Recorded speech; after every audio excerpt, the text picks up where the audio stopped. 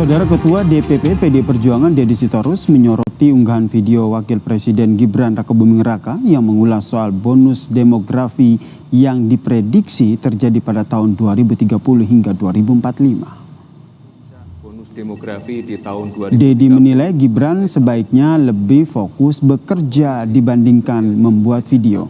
Deddy khawatir Gibran melupakan tugas pokoknya sebagai wakil presiden jika terus-menerus membuat video.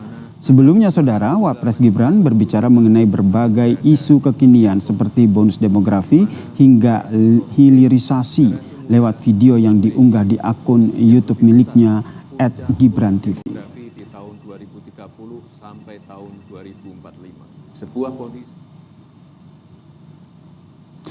Ya, kalau menurut saya jangan terlalu banyak bikin video, kerja aja gitu loh.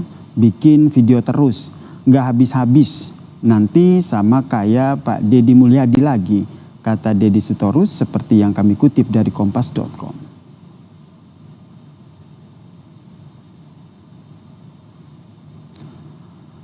Ketua Umum Barisan Relawan Jokowi Presiden Bara JP, UJ Gustaf Pati, balik mengkritik pernyataan dari Deddy Sitorus ini, saudara. Ia menilai komentar Deddy terhadap Gibran tidak esensial. UJ juga menyebut Deddy tidak peduli soal kebenaran ucapannya dan menilai ada rasa tidak suka terhadap keluarga Jokowi. Sepertinya ada yang salah dengan partai PDIP. Pada saat Mbak Puan menghimbau supaya kita menahan diri, Deddy tetap dengan gayanya dia yang seperti terus berdenyut karena membutuhkan pelampiasan. Saya rasa sebaiknya Deddy mematuhi pimpinannya di partai supaya memberi suasana kondusif bagi pembangunan negeri.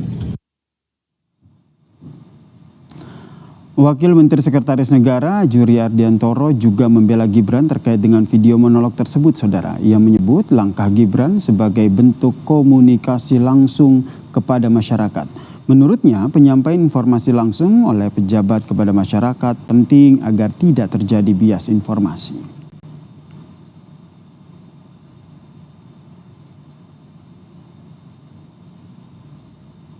Salah satu pekerjaan pejabat kan bicara. Salah satu tugas presiden, wakil presiden, dan para menteri adalah untuk berbicara. Menyampaikan hal yang menjadi kebijakan, masa orang dilarang berbicara? Kata Wakil Menteri Sekretaris Negara Juri Ardiantoro yang kami kutip dari kompas.id.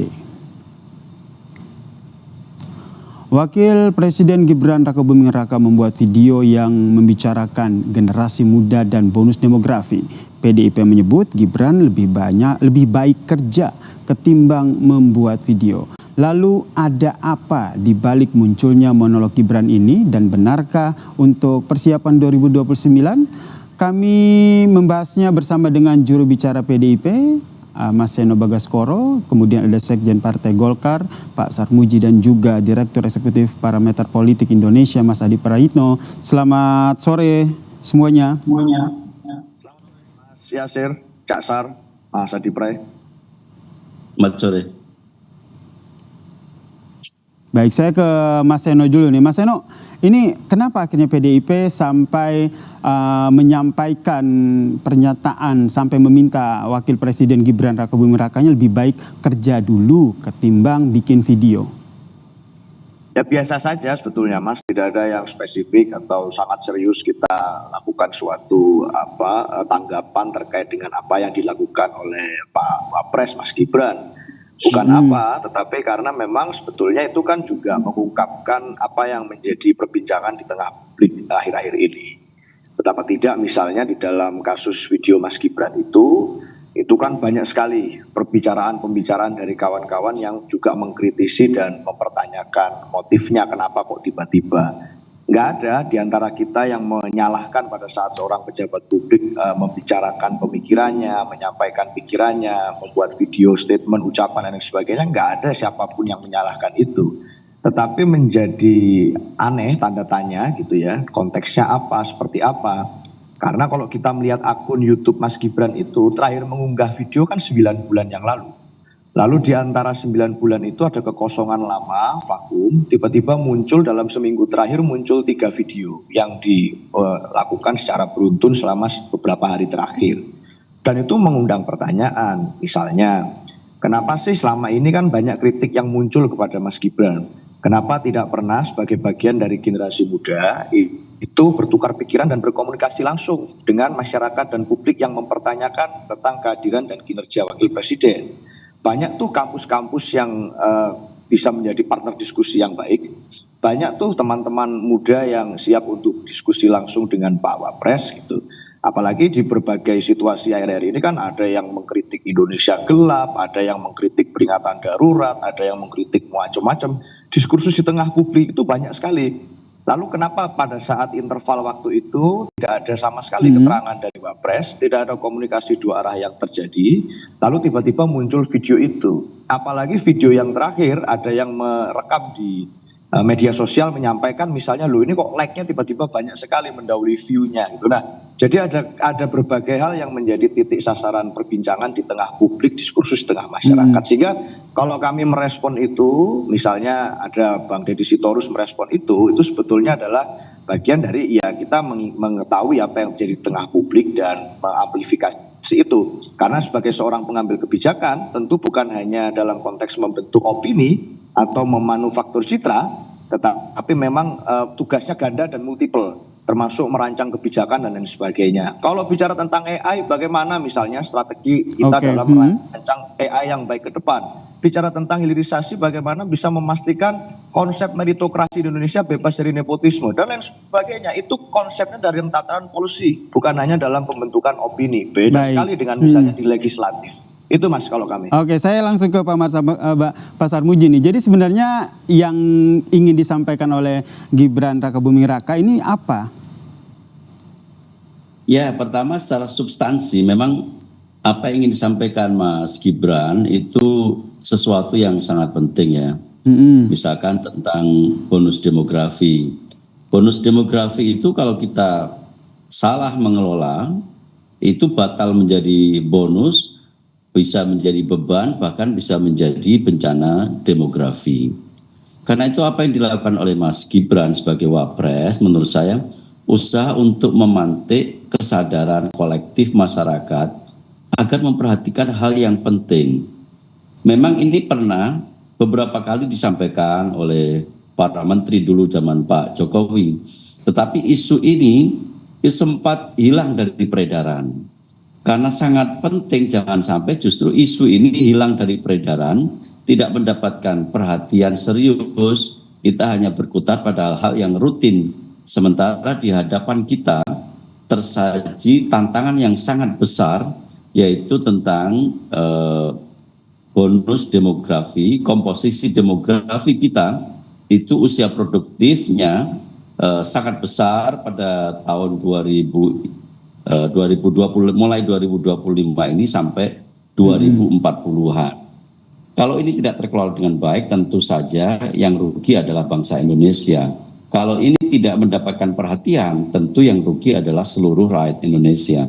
Karena itu bagus saja Mas Gibran sebagai Wapres kemudian memantik kesadaran kolektif kita bersama untuk melihat bahwa ini ada tantangan besar, ada problem besar yang harus kita atasi sama-sama.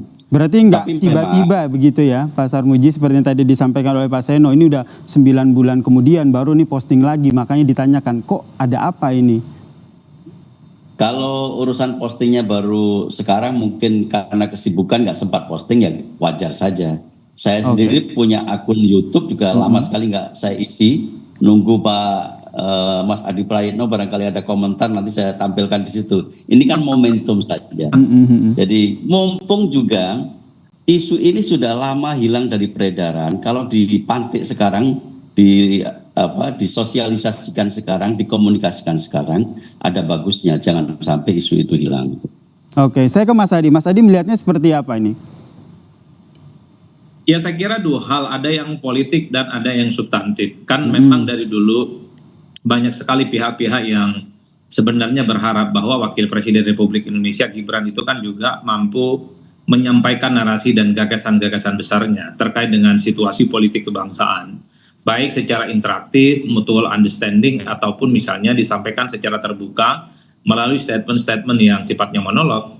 Karena memang dulu ada semacam dugaan bahwa wapres kita, Gibran itu kan tidak bisa bicara, ataupun bicaranya itu tidak sepasih misalnya mantan-mantan para aktivis. Jadi wajar kalau kemudian di tengah tuntutan itu tiba-tiba muncul video monolog dan menyampaikan sebuah gagasan, salah satunya soal bonus demografi, muncullah perdebatan yang cukup panjang.